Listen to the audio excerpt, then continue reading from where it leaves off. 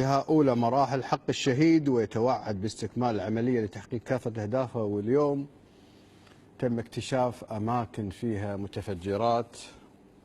والله حفظ مصر وحفظ هذه الدولة العريقة. أيضا بنفس الوقت نشرت الأبحاث الأمريكية صحيفة واشنطن بوست في مركز الأبحاث الأمريكي أنهم يقولون يشير إلى أن شعوب بعض البلدان في العالم معرضة للخطر للقتل الجماعي من بينها مصر.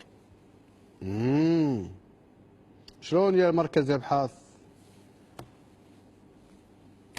شلون يعني قتل جماعي في مصر؟ والله أنا أعتقد مركز الأبحاث اللي في أمريكا ما يفهم شيء. جد والله ما يفهمون شيء.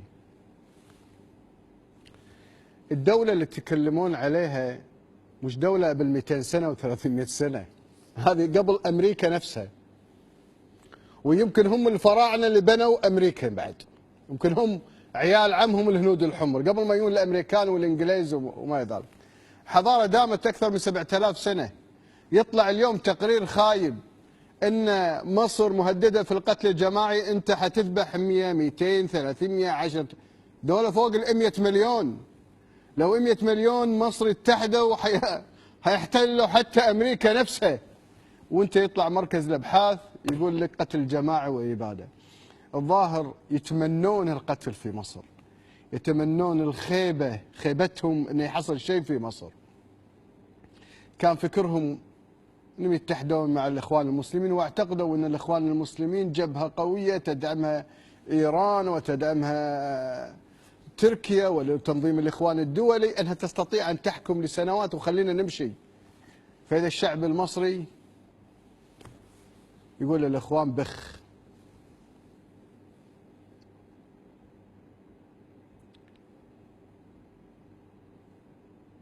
واللي يقرأ عدل أن عملية حق الشهيد كانت رسالة. احنا مش حننتظركم تضربونا، احنا حنروح في عقر دار المتطرفين في سيناء وكل مراكز الإخوان. لذلك اليوم كل الإرهابيين والجماعات الإرهابية منخشة زي الفيران، والجيش المصري والاستخبارات المصرية والأمن الدولي والدولة قاعد يلقطهم. بس أقول للمصريين شغلة واحدة، اللي شوفوا الإخوان المسلمين أو الجماعات المتطرفة وين قاعد تحاول أن تشكك بمن؟ تشكك في الجيش المصري. في الثورة أيام الربيع الإسرائيلي من حمى أرض مصر هو الجيش المصري، ومن اللي شارك في كل الحروب دفاعا عن أرض مصر هو الجيش المصري، ومن راقب الخونة هم الاستخبارات العسكرية المصرية، ومن كان يحارب بني يهود والموساد ويحاربهم هو الاستخبارات المصرية بدعم الجيش المصري، ومن قام بحرب الاستنزاف هو الجيش المصري والمخابرات المصرية. حاولوا تتحدون مع جيشكم ورئيسكم، لأن لو تفرقتوا كل الإنجازات اللي عملت في عهد السيسي حتنتهي، وكل أعدائنا يتمنون أن مصر تقسم إلى 6 حتت. من أجل شنو؟ من أجل أن تسقط الأمة العربية والإسلامية كلها. إذا سقطت مصر تسقط الأمة العربية، وتقوم يوم القيامة إذا جف نهر النيل، من إحدى العلامات الكبرى. هذه مصر. لذلك أقول لإخواننا الأمريكيين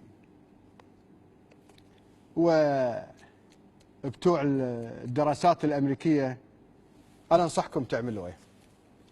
تجيبوا دراساتكم هذه كلها وتجيبوا حلة وجدر، بالمصري حلة وبالكويتي جدر، وتكتروا المية فيه وشوية ملح، وتجيبوا شوية ورقكم وتحطوه فيها وتغلوها تغلوها تغلوها وتشربوا ميتها. الله يحمي الأمة العربية والإسلامية ويحمي مصر. خلصت الأخبار وما عندنا شيء. طلعني فاصل يا مخرج.